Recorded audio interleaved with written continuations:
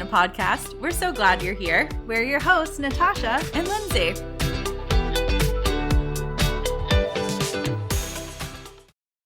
Happy Sunday. It is a Sunday. Yes. Today is Sunday. Yeah. It's been a wild day, but here we are.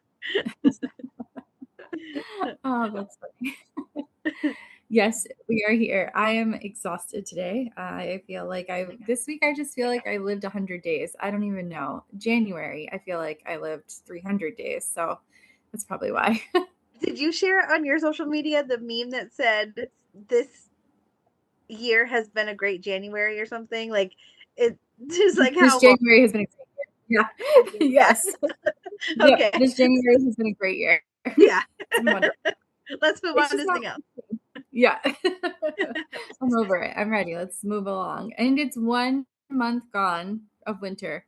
Tomorrow the groundhog will either see or not see its shadow. And I always get confused on which one it is that we don't want it to see. But whatever it is that's going to make winter shorter, that's what I want. Otherwise, we're having groundhog chops for dinner because I can't. That's all I got to say about that.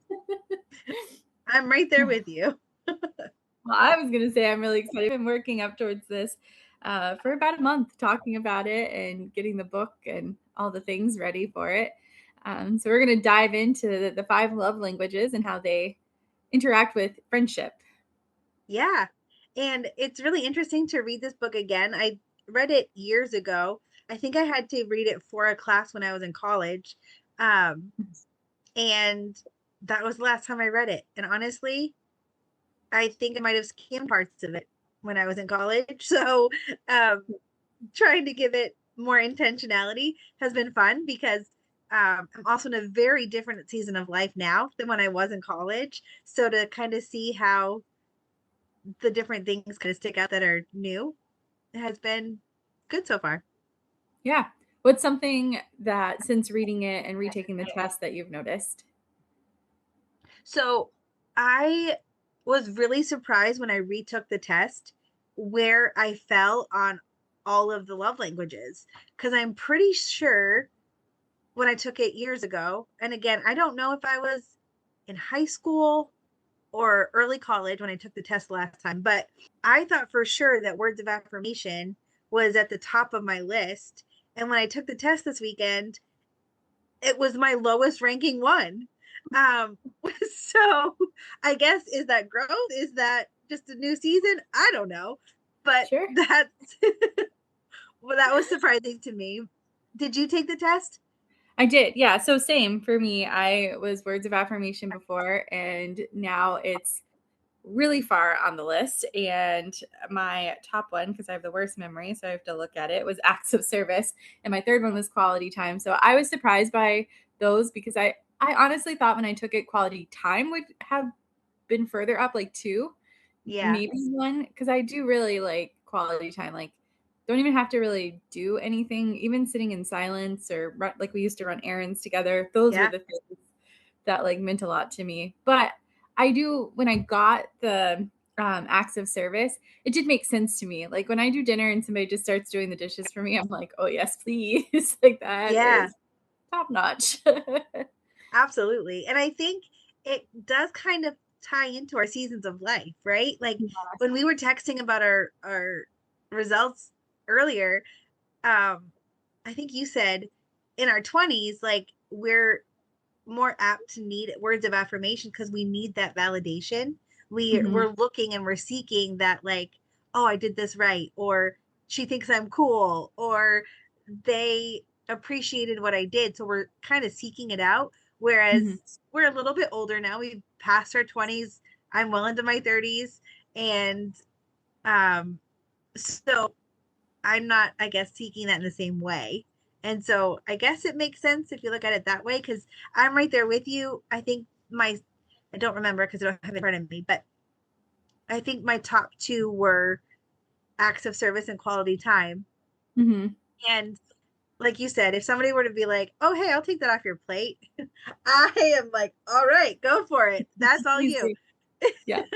And I think it's because women, we carry so many things. Like we're constantly thinking about the appointments and the next thing that we have to have done. And who's Mhm. responsible for this and making dinner and like all of these different things we're juggling. So when someone says, I'll do the dishes or I can take care of dinner tonight, it's like, yes, one thing off my plate. Yeah. I even feel it at work sometimes, like when I have a lot going on and my boss is like, "Oh, we'll just give that to someone else." And I know that that's not a full act of service because she's not doing something for me, but she is taking something off of my plate and redistributing it to someone else. And that's like, to me, a bigger weight lifted off of my shoulders because I don't feel the pressure to like have to spin all the plates on sticks all at one time and be Yeah. a circus act. But I'm allowed to let somebody like notice that I need help, take it off my plate and move it to somebody else who is just as capable as I am without having to say anything or speak up. Volumes. I the words of affirmation, she's great at it, my new boss, and like I appreciate it, but I didn't realize how much I didn't need it. Like it's great and I love to hear it, but it's not something that I when I first started in my career maybe 10 years ago, not knowing HR or staffing or recruitment or anything, needed that constant word of affirmation from my managers. And now I'm just like, thank you. Like it's almost awkward. I don't know how to say thanks. That feels great.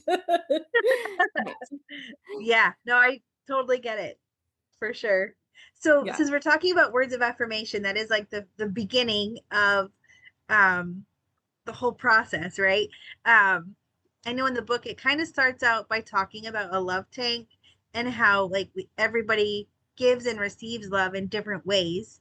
And when our tank is empty, that can lead to misinterpreting things or being cranky or things like that. But then when our love tank is full, it minimizes the not the stress, but maybe the miscommunication Mhm. that can happen when you're running on empty. And I thought that was a really great thing to keep in mind because sometimes I I know in my own personal life, like in my relationship with my husband, there were years of our marriage that I didn't even realize that it was because my love tank was empty that like was leading me to behave in a certain way until we Mhm. started to fix that. And then I was like, oh, that was my problem for like 3 years, like Right.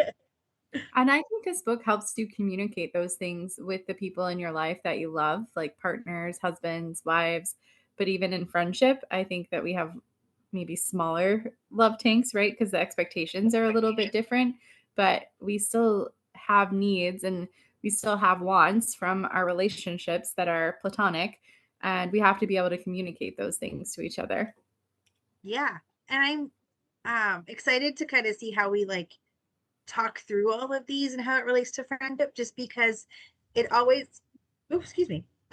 It's always in reference to um romantic relationships, but Mhm. how much more could we grow in our friendships if we knew the language of how they give and receive love, right? Like now I know acts of service is helpful for you. So if I could send groceries to you to take care of dinner, I can do that, right? Right. And take that off your plate. And because Walmart delivery is a wonderful thing, right? um, or DoorDash or whatever. Yeah.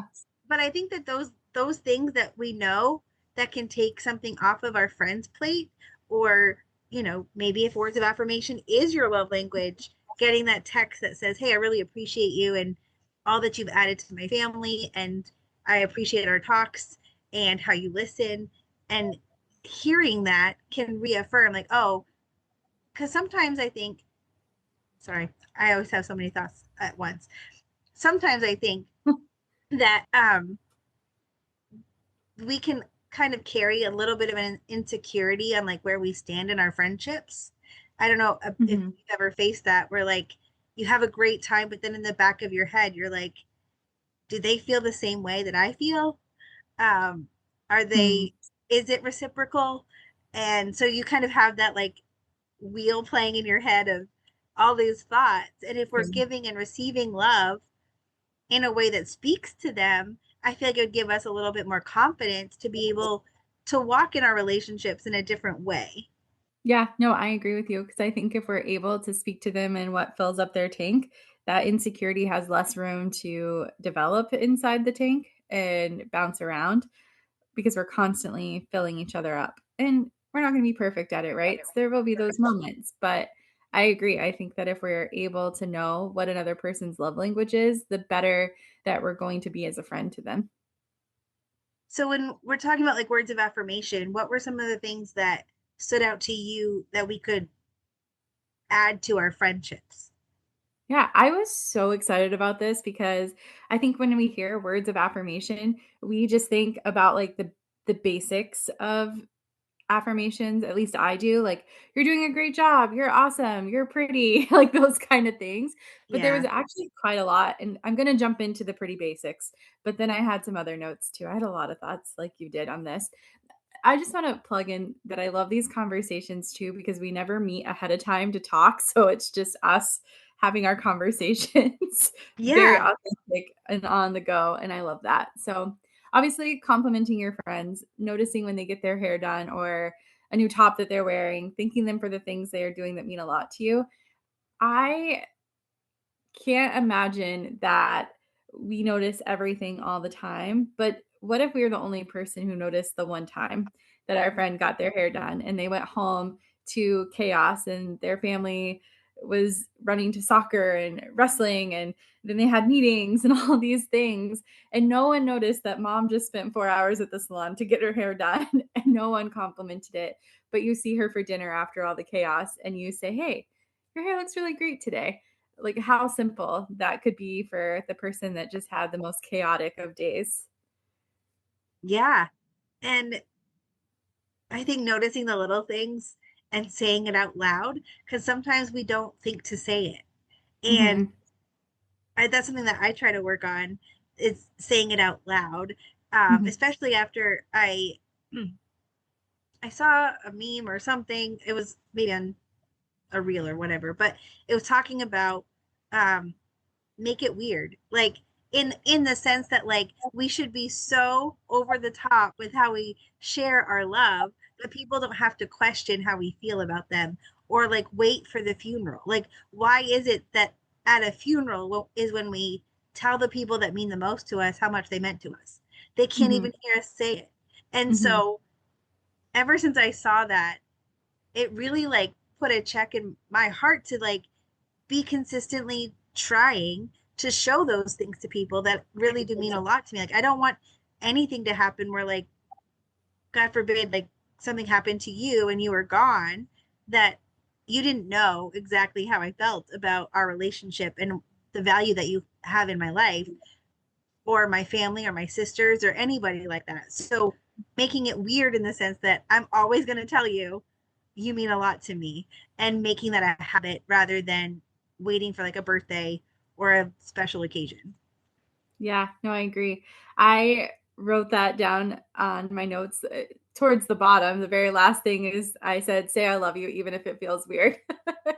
And I commented on how you're so great at it. And I find it more challenging to say. But oftentimes, after we hang out together, we always are texting each other, like, "Hey, I had such a great time today. Thanks so much." Like, and just like reassuring, like, this is what my soul needed and my heart needed today. Thank you so much. And you're always so good about, "I love you, friend." And I'm like, "I love you too." But it's harder for me to like say those words because it wasn't normal for me. And so I've gotten better at it, but it's something I've had to work on.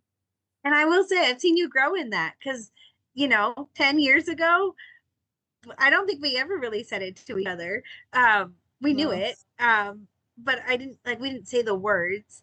And I have seen you grow in that area, and I think that's a testament to like what longevity and friendship can do. Like we can rub each other in a way that stirs us to do something different and try something and be better at something.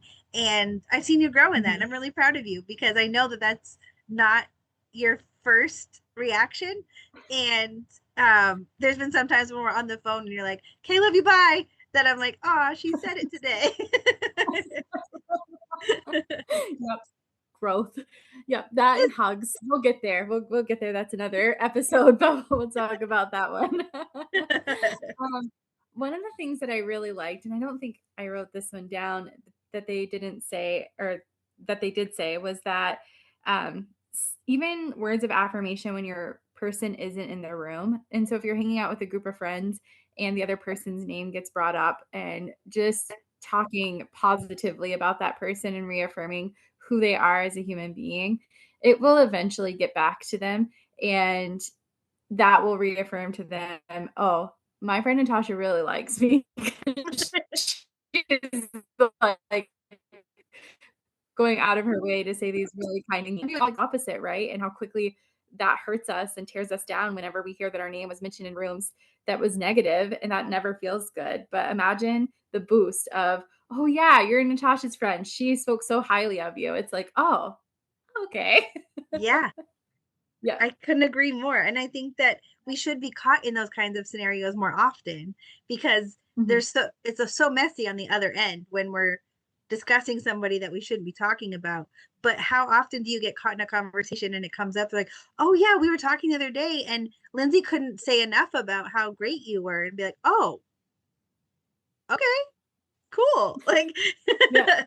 and so I think that I was gonna say it makes you walk away feeling so much more secure in your friendship with that person, and they're not even there to like yeah, realize it. right. Yeah. 100%. Oh, I love a good delay on recording day. It happens every week. Every week. It's my terrible internet. Um, the other thing I really liked was it said the word encourage means to inspire courage. Wow. Uh, So whenever we're encouraging somebody else, we're inspiring them to be courageous. And in our friendship, I remember a time where like you kept telling me that I could do big, scary things. And I was looking to leave my job of 10 and a half years. And I was like, but this is comfortable and this is safe. And I know what I'm doing here. And going into my next line of work is scary because I know nothing about the public and all sector and all those pieces and even the terminologies. And you were like, but you're going to feel so much better. You can do this. And it just, I think we're our own worst critics. And even worse, like when we're up close and personal to the situation, we don't see the bigger picture of it. So, as much as I was like, I'm safe, and as much as I knew that I wasn't happy, I think that you were able to look into it in a different light and be like, no, you're literally miserable where you are right now, and it's not doing you any good. Yeah. Yeah. And I remember those conversations. And, you know, honestly, I didn't want to come across as pushy because I knew that like I didn't want you to do something you didn't want to do. But I also knew that if you stayed where you were gonna die. So Right. I was like, like, hey, I know it's scary right now, but in 5 years, if you don't take the job, are you gonna be where you want to be in life? Right. Right. And like putting it in ways that were hopefully helpful, but and again, like to inspire courage, right? Like if you don't have it in you to believe that you can, then I'll believe it for you so that you can do it, right?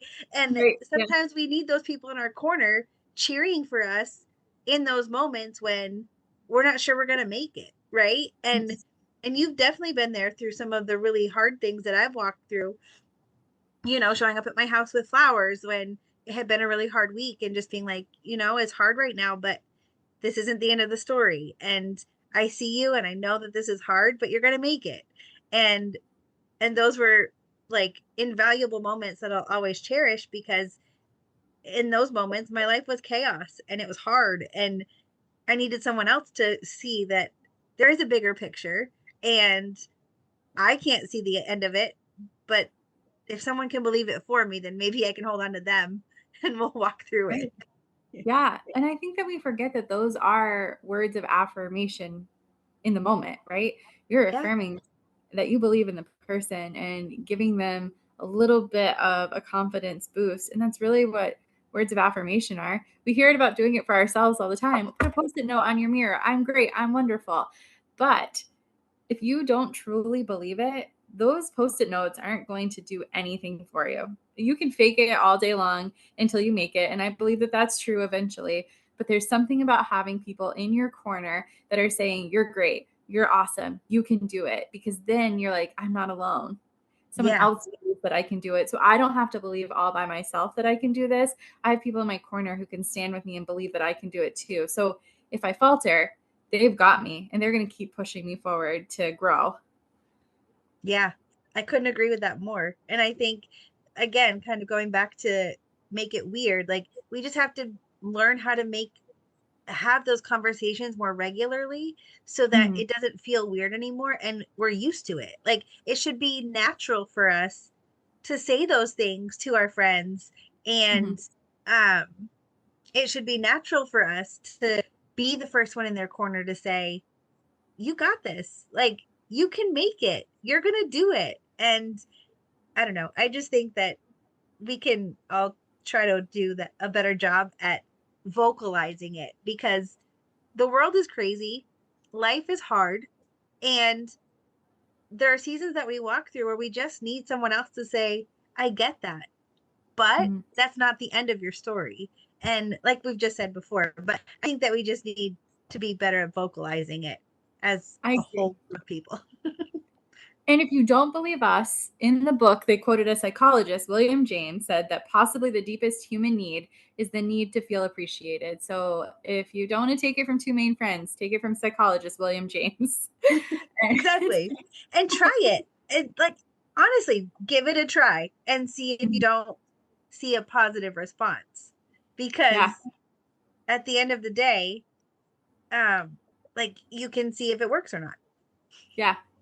And this world is dark and we're going through so much and there's so much happening around us. We've talked a lot about noise in the past from the outside of the world, social media, media in general, all the things.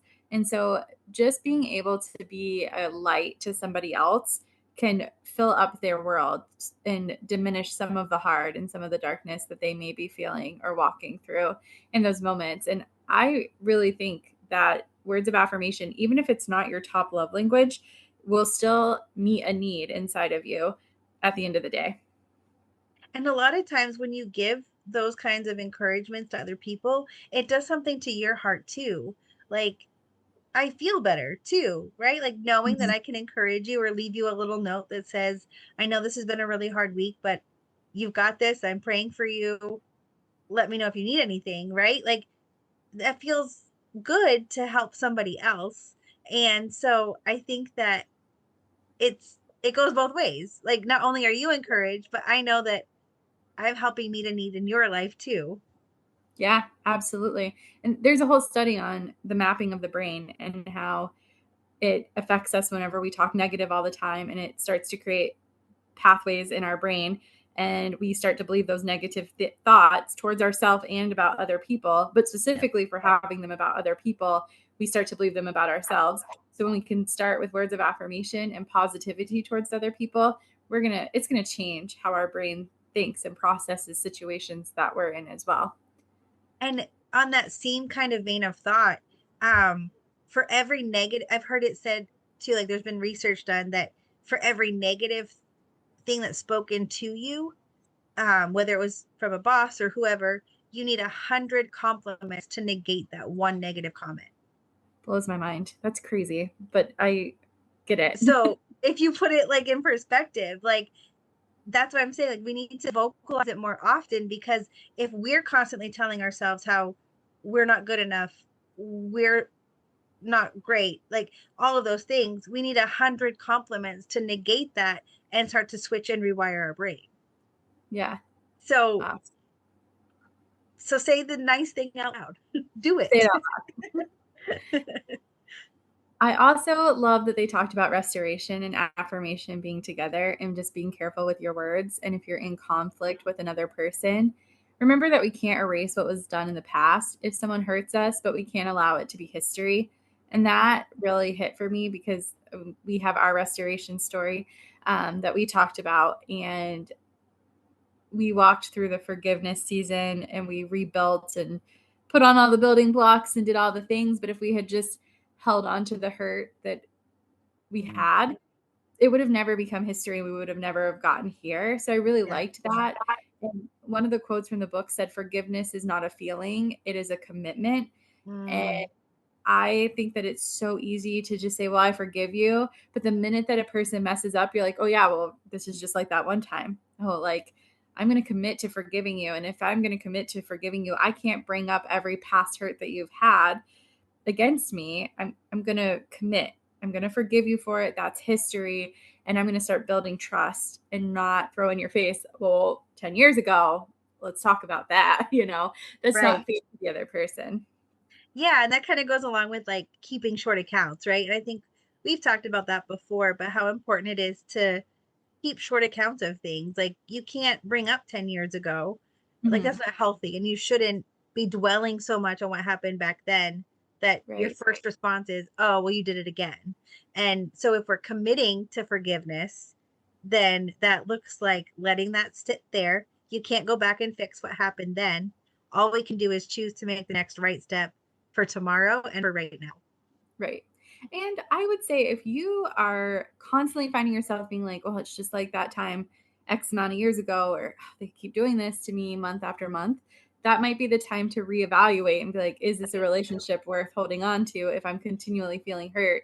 Or do I not feel like I can share my boundaries and things like that? But that's a whole another episode that I'm You sure know, we we've could elongate the series and done good. And I would say last, like if you know that your friend is somebody with words of affirmation, but you know that you're not good at words of affirmation, listen to what other people around you are saying. Listen to the Mhm. conversations where people are affirming each other. And most importantly, if you know somebody, well, I think most importantly, that if you know somebody whose gift is or love language is words of affirmation, listen to what they're saying to you because chances Mhm. are they're saying it to you because that's what they want to hear back from you.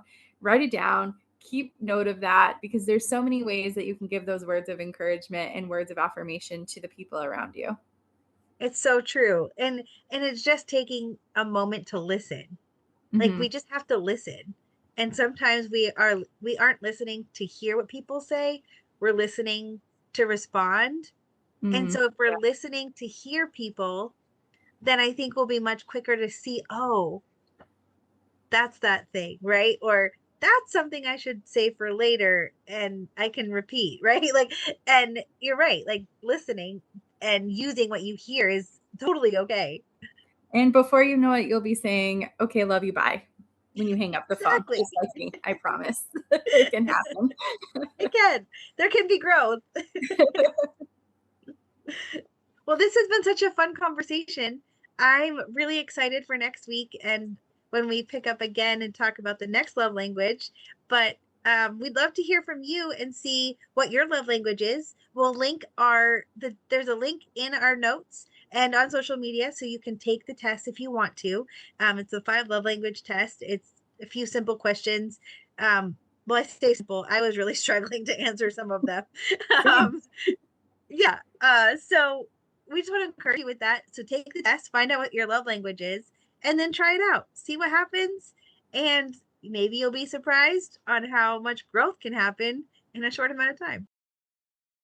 That's a wrap on this episode of Two Main Friends in a Podcast. Follow us on Facebook or Instagram. You can also send us an email at twomainfriends@gmail.com. And as always, leave us a review wherever you're listening.